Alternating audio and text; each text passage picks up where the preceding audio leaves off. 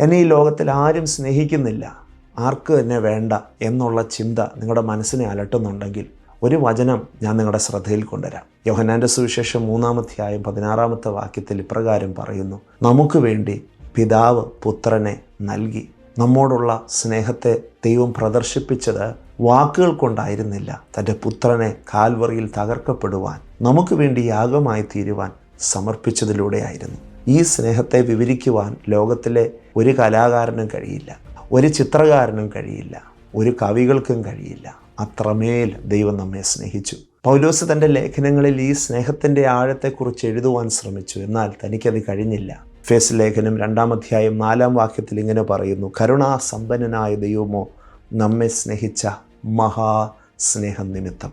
തനിക്ക് ആ സ്നേഹത്തിൻ്റെ ആഴത്തെക്കുറിച്ച് വിവരിക്കാൻ കഴിയാത്തതുകൊണ്ട് ആ സ്നേഹത്തിന് താനൊരു പദം കൊടുത്തു: മഹാസ്നേഹം.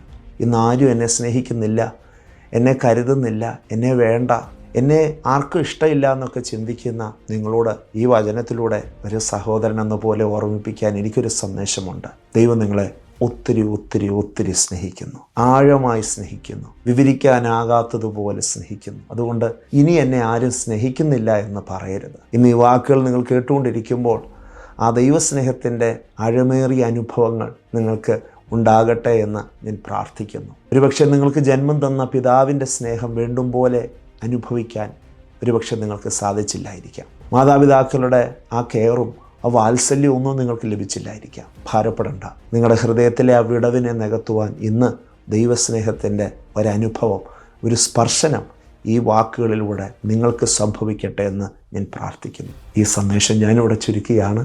May God bless U.